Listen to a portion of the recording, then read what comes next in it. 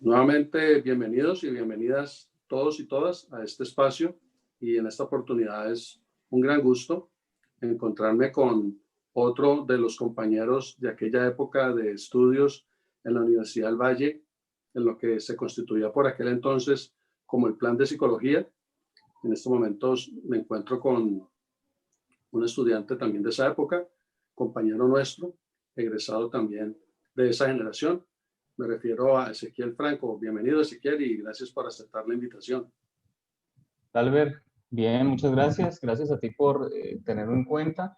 Y bueno, para mí resulta muy grato tener esta oportunidad para recordar y también para compartir un poquito como las vivencias, anécdotas y aprendizajes que hemos tenido al poder coincidir todos en un momento de nuestras vidas.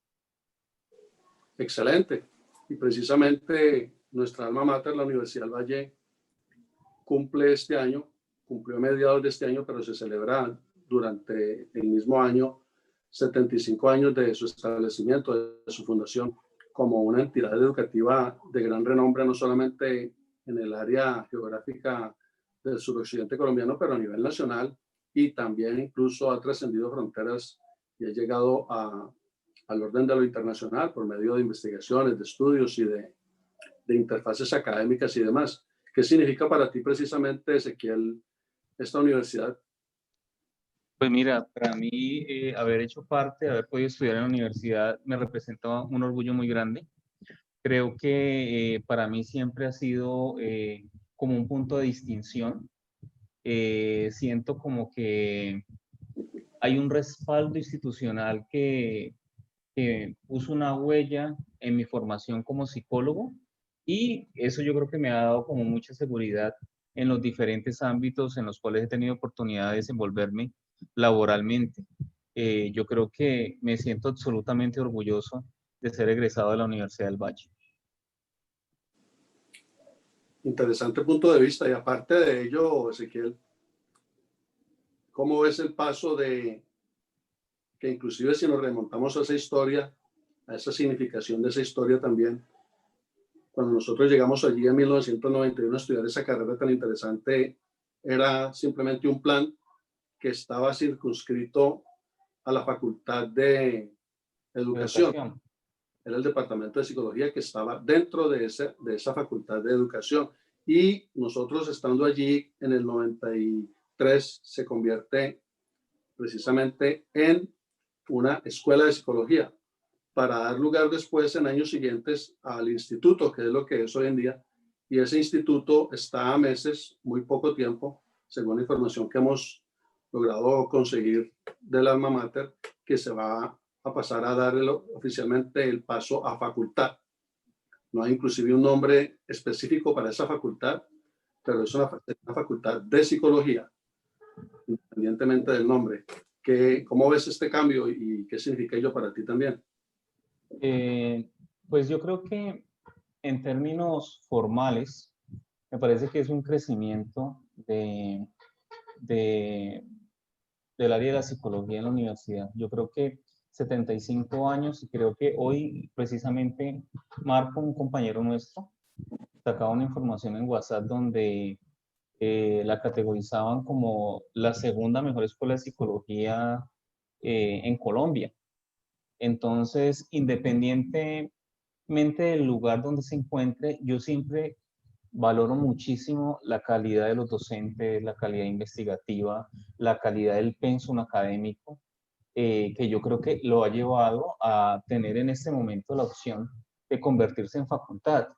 Pero, digamos, la mirada que yo tengo un poco de esos diferentes momentos es un poco la misma. O sea, para mí la carrera de psicología, cuando estaba en la Facultad de Educación o actualmente a punto de convertirse en facultad, siempre ha sido una de las escuelas más importantes en Colombia y yo creo que es de las que mejor formación brinda a sus estudiantes. Entonces, digamos, no logro como establecer ni valorar ese cambio porque para mí siempre ha sido algo muy grande.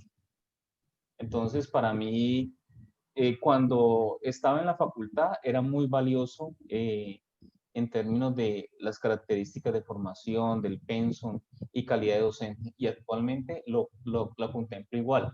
Lo único que yo creo es que el irse robusteciendo en esa medida muestra un poco como el trabajo logrado y acumulado a través del tiempo en el ámbito investigativo y en sus desarrollos de posgrados, especializaciones y doctorado. Bastante relevante aquello también. Entrando en esa perspectiva histórica que es tan importante porque la psicología es una ciencia que se ha caracterizado por prestar gran atención a la historia como tal, está circunscrita en ese contexto y en su relación entre las ciencias, las humanidades, las ciencias sociales. Nos correspondió a nosotros aquella época cuando empezamos a estudiar esta carrera en Univalle, precisamente, esa transición como país de pasar de estar circunscritos a una constitución desde 1886 y en esa época nuestra, recién graduados de bachillerato la mayoría, nos toca ese paso que acabó de ese estremecimiento social, político, cultural que hubo en el país debido a esos aspectos tan complejos que estábamos viendo en esa época, que todavía se siguen viendo en la actualidad. Inclusive surge esta propuesta de una constituyente, cambiar la constitución, se cambia y a partir de ese año vivimos aún bajo esa constitución de 1991. ¿Qué recuerdas? ¿Cómo viviste tú ese momento precisamente en ese cambio de pasar de un estudiante de bachillerato egresado a un estudiante universitario y las implicaciones que ello tuvo?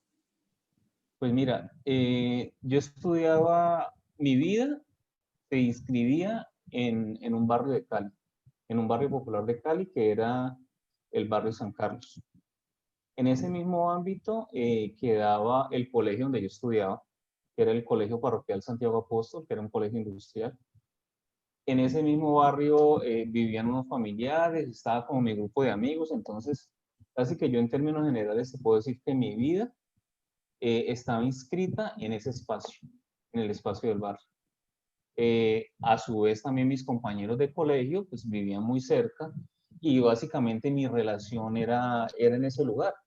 Había un espacio deportivo, una cancha de fútbol y también era también como mi espacio deportivo. Entonces mi mundo era, digamos, como estudiante de bachillerato, era un mundo muy pequeño donde yo pensaba solamente en ir al colegio, aprobar las materias, salir, hacer par tareas, salir a jugar fútbol o salir a andar con los amigos, después volver a la casa y ya, y era un poco como los días, día tras día, un poco la misma dinámica. Pero yo tenía una inquietud y es que yo quería estudiar y era una idea que tenía clara, que no sé de dónde se origina, pero tenía la idea de que el estudio era algo que quería hacer. Digamos que en mi familia no había como una historia de profesionales, sino que de gente muy trabajadora, entonces tampoco había como esos antecedentes. Me imagino que debieron ser como algunas personas que yo logré como ubicar en ese tiempo, que yo decía, ve, tan chévere estudiar. Entonces en décimo y en 11, sí recuerdo haberme empezado a hacer como la pregunta, bueno, ¿y yo qué quisiera estudiar y dónde quisiera estudiar? Y era una pregunta como que me rondaba mucho. Después tenía una idea como de la psicología, pero pues era una idea muy primaria, tal vez muy alejada de lo que era la carrera en sí. Pero me parece interesante el asunto de poder conocer o tener elementos para saber como el porqué del comportamiento de las otras personas, un poco como en términos como evaluativos, como de anticipación. Entonces, tenía como un poco esa idea. Y llegando a 11, tuve primero la oportunidad de presentar el IFES. Entonces, en términos generales, al colegio le fue muy bien en las pruebas de IFES y a mí también creo que me fue bien. Entonces, saqué como un puntaje que me daba como buenas posibilidades de poder ingresar a una universidad pública, porque tal vez era como el único camino del ámbito económico al cual yo podía acceder. Y después se dio como la opción de hacer la inscripción para el examen de la universidad. Yo recuerdo que yo tenía como unos ahorros y yo no dije nada en la casa, sino que yo fui con unos 4 compañeros del colegio que me dijeron, bueno, vamos a inscribir a Univalle mañana. Entonces yo dije, ah, bueno, yo también. Entonces vamos todos. Ah, sí, listo, vamos todos. Entonces la inscripción se realizaba en el estadio. Entonces salimos a hacer como los trámites en el estadio, madrugamos ese día y no, realmente no alcanzamos por el poco de gente pues que llegó a inscribirse. Madrugamos al día siguiente y el día siguiente habían cambiado el sitio de inscripción y creo que tocaba hacerlo, si no estoy mal, en Univalle, no recuerdo en dónde. Entonces nos tocó trasladarnos allá. Bueno, fue como toda una aventura. Finalmente me inscribí, pagué la inscripción para el examen. Y bueno, yo igual no dije nada en la casa. El día del examen, pues me fui a presentar el examen, que creo que era como un día. Y a diferencia del IFES, este examen me pareció difícil. El IFES realmente me pareció sencillo, pero este examen me pareció que tenía un grado de complejidad mayor. Incluso me resulta anecdótico porque algunas personas que estaban en el salón presentando el examen conmigo tuvieron hasta dificultad para saber cómo abrir la sábana del examen para contestar. Entonces, porque tenía una dificultad, o sea, había que tener cuidado porque si no uno se perdía dentro de todas las preguntas. Finalmente, terminé presentando el examen y ese mismo día en la noche teníamos una reunión de los compañeros del colegio. Yo llegué como tranquilo porque yo dije, bueno, pues me sentí bien en el examen y mis compañeros, los otros que se escribieron conmigo, todos llegaron aburridos. Entonces yo les pregunté, bueno, ¿y vos qué? No, muy difícil, no creo que me fue. ¿Y vos? No, muy difícil. Entonces me preguntaban a mí y yo medio también por molestarles, yo les dije, no, a mí me fue excelente, me pareció facilísimo, yo contesté todo, yo creo que todo me va bien. Era una combinación de dos cosas. Una, yo creo que un poquito como de la ilusión y otro también pues por molestarlos a ellos, hacerle un poco como la broma diciéndoles pues que yo sí había sido capaz y ellos no. Pero bueno, así pasó como esa aventura. Después a mitad, los resultados aparecían en el periódico El País, en la Gaceta Dominical. Entonces aparecían una serie de números correspondientes al código de inscripción que nosotros teníamos. Y en ese momento, una semana antes, había llegado mi papá de viaje y nos dijo, bueno, nos vamos para el Huila. Entonces yo quedé como, bueno, ¿y ahora qué hago si los resultados, era un miércoles, los resultados salían el domingo? Entonces yo fui y le entregué a un amigo que ya estudiaba en Univalle Economía, le entregué mi código y le dejé el dinero para que comprara el periódico. Entonces yo quedé de llamarlo el domingo. Entonces yo me fui con mi familia, nos fuimos para el Huila, llegamos a Teruel, un pueblo que es de mi familia, que es originaria de mi familia. Llegamos allá y llegamos el jueves y el jueves dijeron, nos vamos a quedar al río. Entonces, pues otra dificultad más. Entonces nos fuimos a quedar a un río que quedaba como a 3 horas del pueblo más cercano. Entonces nos fuimos a quedar al río, por decir algo, el viernes. Entonces, viernes en el río todo el día, sábado, eso colocamos unas carpas y muy divertido toda la familia, pero yo tenía en mi cabeza el examen, los resultados del examen. Entonces, hablé con un primo y le dije, ve, mira, yo tengo que llamar a Cali el domingo, ¿cómo hacemos?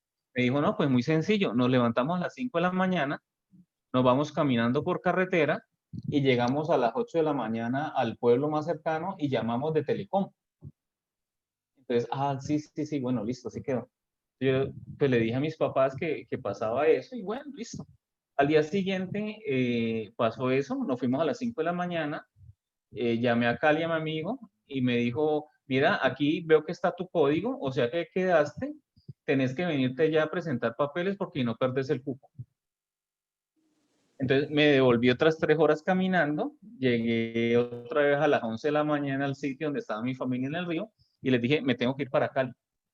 Entonces mi papá me dijo, ah, bueno, usted verá, pero pues yo sí me voy a quedar aquí, porque yo vine de vacaciones. Entonces yo dije, no hay problema. Entonces cuadré con mi mamá 3 horas y media al pueblo, pues 3 horas y media, 4 y media al pueblo donde estaban las maletas y todo. O sea que llegué tipo más o menos 3, 4 de la tarde, empaqué mis cosas, salí y a las 6 de la tarde de ese domingo ya estaba retornando a Cali. Llegué a Cali y vi como el listado de documentos y eso fue una locura. Menos mal como la gente del trabajo de mi mamá y pues me conocían y me ayudaron muchísimo a el día lunes completar la documentación, porque la documentación la entregaba uno lunes y martes. Entonces el lunes que yo llegué a la madrugada, llegué a resolver papeles, los conseguí todo y el martes presenté papeles que había que presentarlos en Univalle, unas colas espantosas. Entonces yo llegué a las 10 de la mañana con toda la documentación, porque me faltaban unos, y eran las 2 de la tarde y yo todavía estaba haciendo cola. Como a las, y yo estaba todo nervioso porque decía, donde me falte un papel, aquí ya pierdo.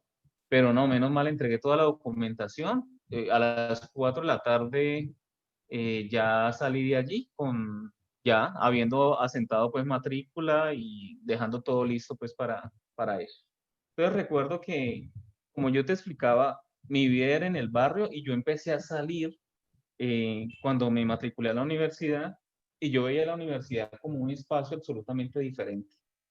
Pero también fue un espacio donde desde la primera vez que pisé la universidad me sentí cómodo, me sentí a gusto. Y eso fue algo que me sentó muy bien porque sentía que era un espacio que se me era natural y que disfrutaba muchísimo. Tanto así que yo acostumbraba antes de iniciar clase, como antes de que empezáramos el primer semestre, yo me iba con un amigo a la Universidad del Valle a recorrer la universidad, a conocerla. Y parábamos en una cafetería que quedaba por ingeniería, que habían unos niches que ponían reggae. Allí, no recuerdo cómo se llamaba esa cafetería, que quedaba por ingeniería. Y yo llegábamos allí, nos comprábamos una papa rellena, escuchábamos música, veíamos televisión y ahí pasábamos tranquilamente hasta las 5 o 6 de la tarde y de ahí nos devolvíamos. Eso lo hice como 3 veces previo al ingreso a la universidad y bueno, ya cuando se da que ya inicio clases, pues bueno, ya para mí eso era súper novedoso, pero también me parecía fantástico lo que pasaba, los docentes, el conocimiento, o sea, sentía que estaba en un lugar muy privilegiado y me sentía muy a gusto, la verdad. A pesar de que, como lo manifestas en el lineamiento anterior, no tenían una claridad desde tu perspectiva, ¿qué era psicología como tal? ¿Cuál piensas que fue la razón de fondo que te empujó, que te motivó a tomar esa determinación de estudiar ese campo del conocimiento? Pues mira, había una claridad en mí y es que yo quería estudiar. O sea, yo no quería, mi familia es una familia trabajadora, de la cual me siento muy orgulloso, pero yo decía, yo no quiero hacer eso. O sea, no me sentía como con ese deseo de hacer como lo que hacen mis primos, de trabajar en cosas de construcción o en cosas de agricultura, o en almacenes o en cosas de eso. Yo decía, pues mis primos, gente honrada y todo, pero decía, yo no quiero eso para mí. Quería como, pensaba que el mundo tenía otras complejidades y que tenía otras posibilidades de explicación. Entonces, esa era una claridad, yo quería estudiar. Lo segundo, el por qué la psicología, yo pienso que ahí tenía como una explicación un poco mítica, que no coincidía mucho con la realidad, aunque en términos generales sí. Y es que yo pensaba que uno estudiando psicología podía observar a una persona y podía conocer algunas características personales de ella y del porqué de su comportamiento. Esa era un poco como la idea, pero un poco como, digamos, era una idea un poco fantástica, muy como cineasta. Eh, Ahora coincido estudiando la carrera, hubo unas materias y yo decía, bueno, esto veía antropología estructural, veía bases fisiológicas, historia de la psicología uno, estadística, y yo decía, bueno, ¿y dónde está el curso pues donde uno ve la gente y ya sabe cómo es que es? Pero después entendí que, claro, que eso tenía cierta idea lógica y es que uno puede tener unas percepciones, al tener a alguien puede uno evaluar, puede uno tener unas habilidades de observación, pero lógicamente uno necesita que la persona corrobore esas hipótesis y que le dé a uno más elementos para uno poder saber de ello. Entonces, un poco alejada, pero pues en términos generales, pues sí. Ahora, ¿qué hizo que me quedara? Es que yo creo que los profesores que tuvimos en primer semestre, sentí que me abrieron una puerta al conocimiento. Entonces, eso me pareció fascinante. Por ejemplo, recuerdo a Carlos Arango, que si no estoy mal nos dio clase en primer semestre, donde nos daba cursos dentro de algunos textos de Antropología cultural. antropología cultural, unos textos de Serena Nanda, unos textos de Foucault, y yo decía, Maestro, wow, yo nunca había tenido oportunidad de tener estos textos en la mano, no conocí a estos autores, y yo decía, wow, esto es fascinante. Lo mismo en la materia de bases fisiológicas, en estadística, incluso cuando, cuando conocí como esas bases de estadística y cómo eso servía para analizar información, dije, esto es muy chévere. O sea, yo llegué nuevo a esos campos, entonces se me abrieron unas dinámicas donde yo dije, el conocimiento me encanta y quiero estar aquí. Entonces, cada curso para mí era una cosa fabulosa, así estuviera un poquito alejado de mi idea originaria de lo que era la psicología. ¿y por qué tomas luego el rumbo más del área de lo clínico? Las- Realmente había una premisa que tenía presente y es que yo estaba estudiando, pero también había un esfuerzo familiar muy importante para que yo pudiera estar, pese a que el costo de matrícula y los auxilios que brindaba la universidad pues eran muy cómodos, pero de todas maneras había un esfuerzo familiar y habían unas falencias económicas en la familia y yo me sentía con la responsabilidad de hacer ese aporte, de tener que aportar. Entonces yo veía que todo el mundo trabajaba y hacía su aporte y yo sentía que yo estaba estudiando y que no podía cómo hacerlo. Entonces había como una línea que me decía, tienes que buscar una perspectiva que te brinde una opción laboral rápida y que te permita devengar también un salario que te permita aportar a la familia. En ese sentido, casi que la respuesta era orientarme hacia la psicología, en la línea organizacional. Y estuve viendo algunos cursos, pero sentí que ese no era mi lugar, o sea, no me sentí cómodo allí. Entonces, rápidamente, pues me devolví hacia la área clínica y dije, no, pues voy a hacer la apuesta donde me siento más cómodo, donde siento que me gusta y donde me veo, pues, trabajando en el futuro. Y bueno, pues sea lo que sea, si consigo trabajo bien y si no, pues al menos estoy haciendo algo que siento que me siento satisfecho de hacer. Tomaste un riesgo importante que para ti valió la pena. Y mirando retrospectivamente, estimado Ezequiel, ¿qué destacas de este trabajo profesional? Una vez, digamos, ya te preparas, te gradúas, presentas tu proyecto de grado, tu práctica profesional y ya entras a ese mundo laboral. ¿Qué destacas de este desarrollo a partir de ese momento?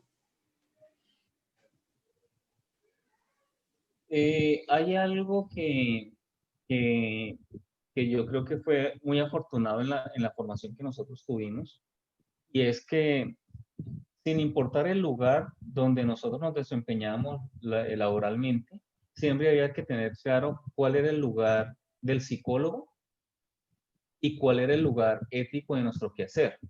Entonces, digamos, siempre son preguntas que yo me he hecho en todos los contextos. Cuando yo me gradué, casi que antes de graduarme, yo ya estaba trabajando en una institución educativa. Entonces, allí tuve oportunidad de hacerme esas preguntas por primera vez. Después de esa institución, pasé a una fundación que se llama FUNOP, que fue un espacio maravilloso de trabajo y de aprendizaje. Entonces, allí también tuve como oportunidad de hacerme esa pregunta. Después estuve trabajando en el CIAT y también después del CIAT pasé a la Universidad Javeriana, donde trabajo actualmente, y siempre esa pregunta es un poco como la brújula que me ha orientado sobre mi quehacer y que me ha dado como claridad y me ha dado también como un camino expedito desde donde desarrollar mi labor como psicólogo y desde donde también hacer aportes, eh, de aportes disciplinares. Y yo creo que esa capacidad crítica, esa capacidad de pensar de manera innovadora, que yo creo que también adquirí como en mi formación, me ha permitido como tener un buen lugar laboral y, digamos, destacar en los sitios donde he trabajado. Y en esos sitios, ¿cuál ha sido tu aporte desde lo clínico, desde aspecto en lo educativo? Digamos, ¿cuál ha sido el principal énfasis profesional tuyo específicamente en esas instituciones tan importantes en las cuales te has desarrollado e inclusive en la más reciente que es en la Universidad Javeriana? ¿Cuál es tu aporte allí? ¿Cuál es tu labor? Pues mira, mi formación es clínica en psicoanálisis y cognición. Y digamos, siempre he tenido oportunidad de hacer práctica clínica a nivel, digamos, particular. Pero en el ámbito laboral, digamos que he hecho parte clínica, pero en el contexto de bienestar, no clínica como tal en las empresas, sino utilizar como herramientas clínicas en el contexto de bienestar laboral. Tanto en la fundación educativa donde trabajé, en FUNOF también tuve oportunidad como de desarrollar programas de bienestar para las empresas que tenían como diferentes componentes. En el CIAT, que trabajé en el fondo en bienestar también, en el área de bienestar, también tenía como varios componentes que estaban a mi cargo, entre ellos hacer consulta, pero una consulta que tiene unas características que es que están en el contexto empresarial. Entonces, digamos, no es lo mismo que cuando uno lo hace de manera particular. Y hay como unos límites, hay unos lineamientos, una reglamentación y también unos cuidados éticos pues, que hay que tener. Y a su vez también he desarrollado programas grupales con niños, adolescentes, adultos, encuentros de padres, encuentros de parejas, que siempre como en el orden de bienestar. Y digamos, ahí ha sido como mi desarrollo. Actualmente en la Javeriana trabajo en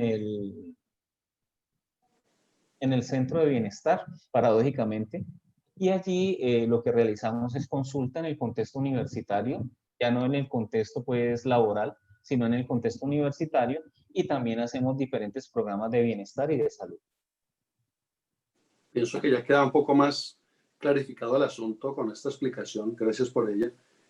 Y para ti como psicólogo, teniendo esta sumatoria tan interesante, tanto de desarrollo académico y en lo profesional, ¿qué vendría siendo para ti si se pudiese hablar de lo esencial en nuestro campo de conocimiento? ¿Qué sería eso tan esencial, tan vital en la psicología o en la formación de los psicólogos, de las psicólogas?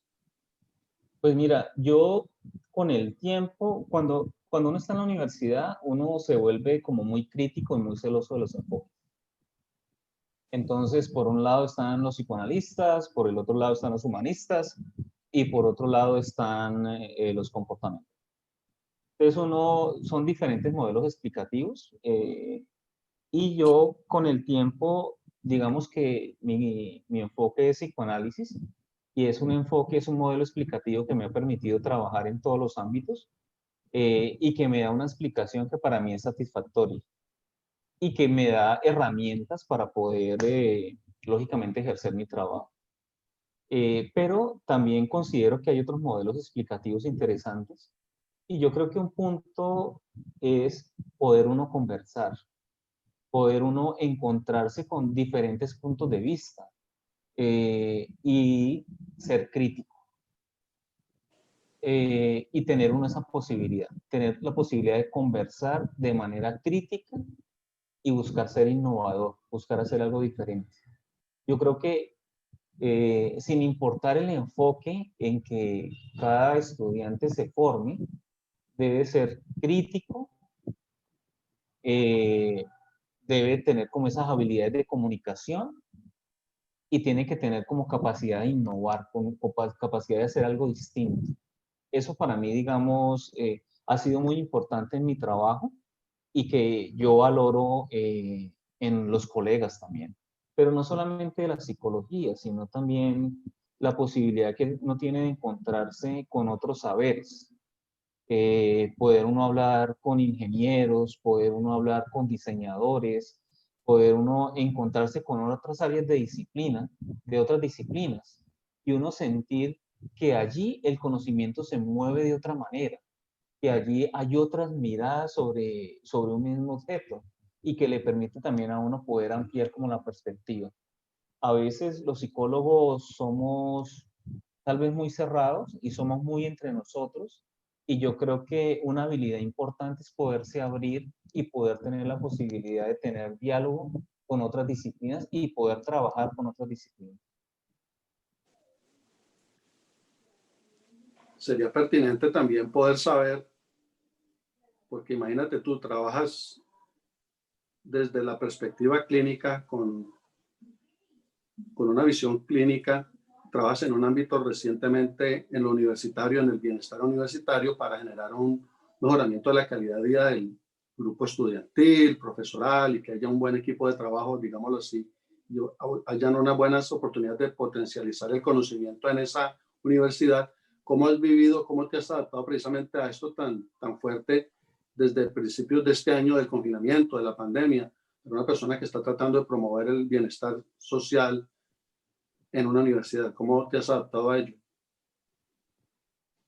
Pues mira, primero, yo ya llevo creo que 17 años en la universidad, entonces yo creo que este recorrido me ha permitido como establecer como una buena red de equipo de trabajo entre mis colegas, pero también en los diferentes ámbitos de la universidad.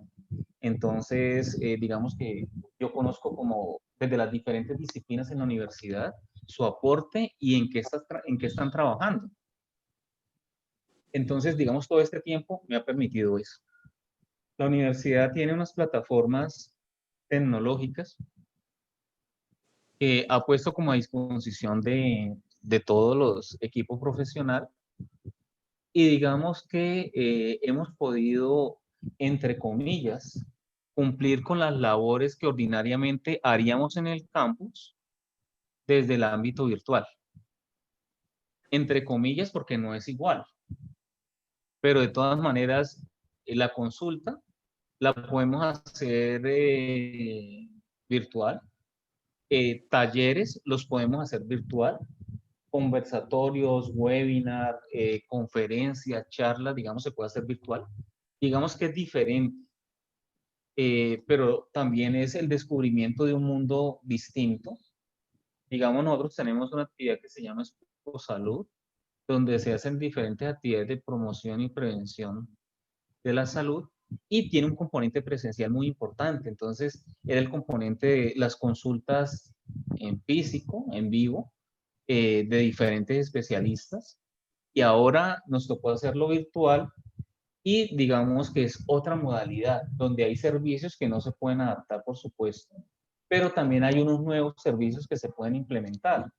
Entonces yo creo que esto de la pandemia y las tecnologías no reemplaza la presencialidad, pero sí llega a aportar nuevas ideas y nuevas perspectivas. Entonces ya casi que te puedo decir que el Exposalud que se realizará el otro año, digamos, esperemos que ya hayamos superado como este tiempo, va a ser un Exposalud mixto, porque ya no podemos volver a lo mismo de antes, pero tampoco podemos ser absolutamente virtuales. Entonces digamos que laboralmente llega con una nueva perspectiva tecnológica que nos abre nuevas posibilidades, pero que combinado con la presencialidad, yo creo que puede ser una combinación interesante a futuro. Eso desde el plano profesional. Y en cuanto a retos, pues ya anticipaste algo en la línea anterior. ¿Qué retos vislumbras en esta interacción de esos programas híbridos, presenciales, virtuales, físicos y también desde usando las plataformas digitales, toda esa combinación de aspectos tan interesantes, desde lo psicológico, desde lo clínico, desde el bienestar social, qué retos alcanzas a vislumbrar desde la distancia, complicaciones y demás. Por ejemplo, en el ámbito clínico, digamos, en la presencialidad, es muy importante porque uno tiene una información que en el ámbito virtual no se tiene. Entonces, digamos, uno recibe al consultante, lo saluda, le da la mano, se acomoda uno como en los diferentes espacios, El tiene rapport. uno una posibilidad de poder ver cómo la persona vino vestida, si tiene loción, si no tiene loción, si llegó acalorado o no acalorado. Digamos que hay una serie de cositas allí que le permiten a uno pensar o poder temas para indagar, o sea que la consulta empieza desde el momento del encuentro. Y digamos, aquí el encuentro es distinto, ¿sí? Entonces aquí si me dio la mano, si no me dio la mano, si me apretó la mano, si no, o sea, esas cositas que hacen parte del encuentro, digamos, aquí no se viven, sino que arranca uno de esta manera. Igual es de aquí hacia arriba, ¿no? Entonces uno no ve, se pierde parte del movimiento de manos, parte del movimiento de pie, parte de cómo la persona está sentada. Y bueno, en algunos momentos también se puede perder un poco como la expresión que tiene el consultante. Entonces, digamos, ahí hay un reto porque es distinto. No puedo decir, no, es mejor, es lo mismo, no, es diferente. O sea, yo creo que la presencialidad en el tema de la consulta, yo creo que no es reemplazable por la virtualidad. Digamos que la virtualidad es otro trabajo que bueno, está bien, pero no reemplaza una cosa, no reemplaza la otra, creo yo. Digamos, hasta ahí voy como en este análisis. En el tema de los talleres, también hay cosas que se pueden hacer, pero no hay la opción del contacto. Y el contacto, por ejemplo, en temas como trabajo en equipo, como liderazgo, es muy importante que finalmente es una forma también de acercarse al otro, es una forma de reconocer al otro, es una forma de configurar confianza y eso el contacto favorece mucho. Y hacerlo por este medio virtual, digamos que es un poquito más difícil, ¿sí? Entonces yo creo que ese también me parece que es un reto, pero da la versatilidad del uso de la tecnología y es de traer videos, de hacer otro tipo de cosas o divisiones por salas para encuentros por parejas, después vuelven. Digamos que también hay cosas que se pueden hacer, pero también ahí yo creo que es un reto. En términos de webinar, charlas y conferencias, me parece que es un poquito mejor que presencial, porque, digamos, tú estás escuchando al conferencista y estás aquí tomando nota en la comodidad de tu casa, ¿sí? Entonces, te tomas un cafecito, tomas agua, o sea, estás muy cómodo en tu casa escuchando pues atentamente al conferencista. Si tienes una pregunta, la escribes y directamente aparece allí pues en el chat. Si tienes o si quieres hacerla, pues levantas la mano y tienes la oportunidad de hacerla. Entonces digamos que allí me parece que es más cómodo incluso. Y el conferencista también puede estar un poquito también más tranquilo, más relajado. Entonces también creo que es diferente. Yo creo que el gran reto es la articulación de las dos formas de trabajar, desde la presencialidad a la virtualidad. Allí ya me parece que hay un reto, que Y es un, diferente de acuerdo a cada tarea. y un poco en resumen de lo que nos planteas anteriormente, Ezequiel, básicamente las interacciones humanas van a tener un cambio notorio y la parte discursiva va a tomar más relevancia que la parte de observar el comportamiento como tal. Por ejemplo, lo que tú nos estás compartiendo en esta línea anterior. Precisamente en esa línea de ideas, ¿cuál sería hasta el momento la mayor pasión en tu vida para Ezequiel Franco Salazar, ¿cuál es esa mayor pasión, eso tan trascendental en tu vida que te ha marcado hasta el momento? Uy, esa pregunta, no sé, creo que tengo como varias pasiones.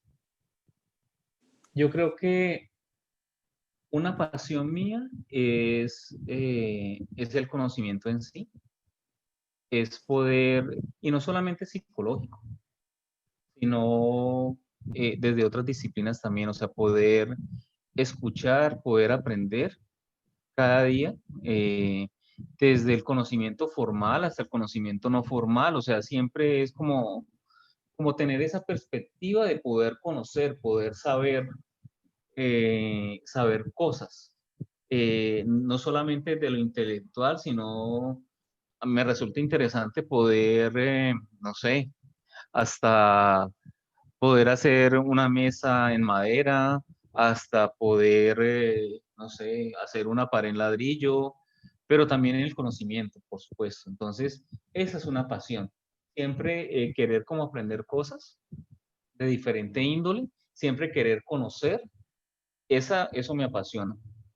También en el, y yo creo que esa pasión tiene efectos en el trabajo porque yo creo que hace que uno se esfuerce, que uno trabaje, que uno siempre esté buscando cosas, siempre se esté cuestionando, y indudablemente eso se ve reflejado en un resultado. Pero yo creo que eso, digamos, marca un poco como ese ámbito eh, desde el deseo por el conocimiento.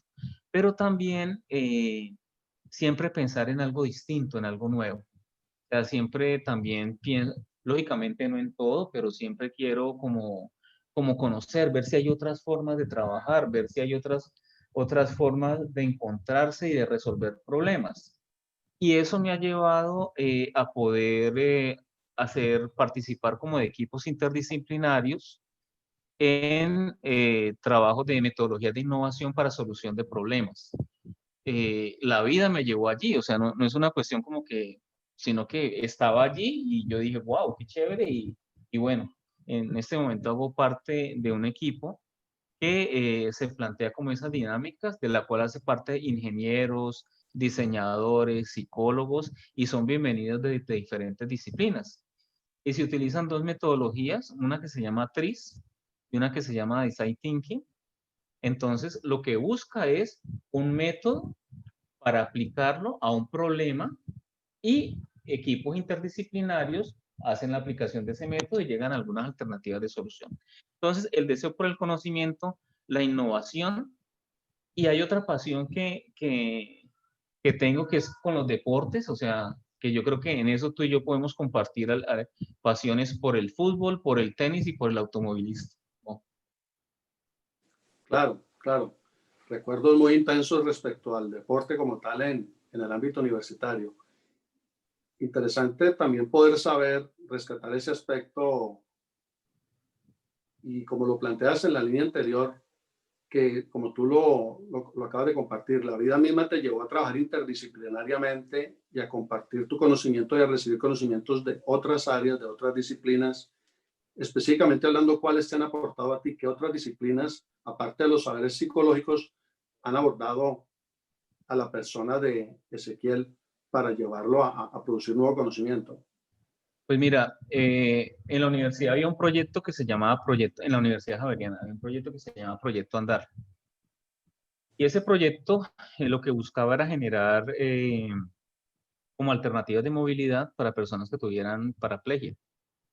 Y el modelo que están aplicando es un modelo que se llama modelo axiomático ampliado, donde hay diferentes componentes que trabajan en una misma alternativa de solución. Entonces, allí está la universidad desde su equipo de conocimiento, la empresa como tal, o sea, las empresas que se encargan como de trabajos con respecto a eso, y los usuarios. Entonces, digamos que esas tres instancias son las que están allí como pendientes de lo que se pueda generar como alternativa de solución. Entonces, ese proyecto, eso se llama modelo axiomático ampliado.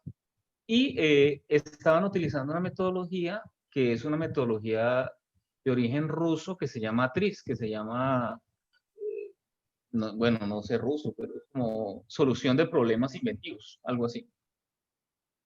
Y esa metodología tenía otro componente en el proyecto y es que a su vez el proyecto era generar esas opciones de movilidad, pero el proyecto de investigación también era tener un equipo interdisciplinario que aplicara esa metodología y ver cómo les iba en términos de ese equipo, cómo les iba buscando esa solución. Entonces tenían ingenieros mecánicos, ingenieros industriales, diseñadores industriales, ingenieros electricistas, administrador de empresas. Ese era el equipo base, si no estoy mal. Se me puede escapar pues alguno. Fisioterapeuta y un ingeniero mecánico, creo. Entonces, ese equipo arrancó a trabajar en el modelo axiomático ampliado haciendo la aplicación de la teoría TRIZ. Y después de un tiempo de trabajar, estaban que se mataban. Bueno, digamos no tanto así, pero digamos que estaban teniendo serias dificultades para trabajar en equipo. Entonces, se comunicaron conmigo en el centro de bienestar y me pidieron que pudiéramos generar algún plan para favorecer el trabajo en equipo de estos chicos. Entonces, desarrollamos una serie de actividades. Entonces, ellos me contaban lo que hacía, yo les proponía unas actividades, hacíamos unos análisis, hacíamos unas actividades vivenciales y yo escuchaba, yo decía, tan chévere lo que están haciendo. Y me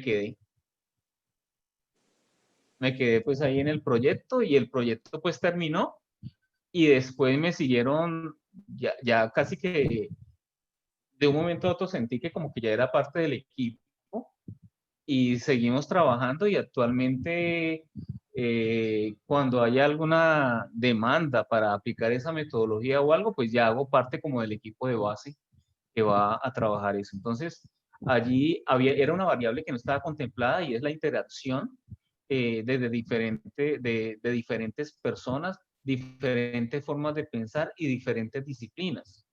Entonces, favorecer el trabajo en equipo, la identidad, la confianza y hacer actividades de esa dinámica hacen que los resultados se vean y los conflictos disminuyan. Entonces, digamos que TRIZ es una metodología que se aplica en diferentes lugares del mundo. México, creo que aquí en Colombia hay como 2 lugares. Uno es la Javeriana, pero la particularidad que tiene la Universidad de la Javeriana es que contempla la línea de trabajo en equipo como un elemento particular de la aplicación de esa teoría. Significativo para mí resulta darme cuenta que a pesar de que eres una persona que te enfocaste más por el lado del psicoanálisis, pero no renuncias, por ejemplo, a mencionar o involucrarte con aspectos que tienen que ver con lo vivencial. Inclusive lo acabas de mencionar en esa problemática que ayudaste a solucionar muy prácticamente allí en el ámbito universitario. Y finalmente, por esta oportunidad, ¿cuál consideras que es ese aporte tuyo más significativo a lo que vienes hablando, al trabajo desde lo psicológico, desde lo clínico? ¿Qué es eso que te hace sentir más satisfecho, más orgulloso de haberlo desarrollado? Ese mayor aporte tuyo al campo del trabajo psicológico. Yo creo que hay varias cosas por las cuales yo me siento orgulloso de mi trabajo. Ahora, no quiero decir, porque yo creo que cuando yo me siento orgulloso de mí, casi que estoy hablando en representación de las personas que hicieron parte de mi formación, incluso también de los compañeros que han hecho parte como de esta vivencia tan importante de mi pregrado. Pero, por ejemplo, me siento orgulloso, discúlpame un segundito. Ah, no, ya. Me siento orgulloso de algo y es que yo siento que con mi trabajo ha sido un apoyo importante para varias personas en diferentes ámbitos. Desde el ámbito clínico, uno ve resultados y ve avances y ve progresos. Pero también desde el ámbito del trabajo grupal, en términos de trabajo en equipo, de liderazgo, de la aplicación de esta metodología, uno dice, funciona. O sea, es una alternativa interesante. Entonces, digamos, de tener como esa mente abierta, eso también me siento orgulloso. Y también hoy en día, pues con la experiencia y las vivencias, yo creo que me siento orgulloso de mi formación y de mi experiencia laboral. Y claro que creo que encuentro mucha satisfacción en lo que hago. muchas gracias, estimado Ezequiel, por haber dado tu aporte, tu perspectiva, la parte de la memoria, porque esto cada vez se ha hecho más colectivo, una construcción colectiva de la memoria, de la historia, de la parte anecdótica del desarrollo de la historia del campo de la psicología en la Universidad del Valle, lo cual se ha hecho a través de estos 3, casi 4 meses, muy interesante poderlo reconstruir, poderlo plantear así a los demás desde la perspectiva del otro y desde la perspectiva de las interacciones mismas entre maestros, maestras, docentes, parte administrativa, estudiantil y demás. Creo que es una gran oportunidad la que venimos desarrollando colectivamente desde mi perspectiva, así lo veo. Y gracias por haber participado en ello. Eres muy amable. Bueno, Albert, muchas gracias por tu invitación y bueno, fue muy grato también a través de tus preguntas poder recordar y poder como vivenciar nuevamente como esos momentos que hemos podido compartir y traer a la memoria pues toda esa historia y todos esos momentos gratos y los compañeros también que han hecho parte de esa vivencia.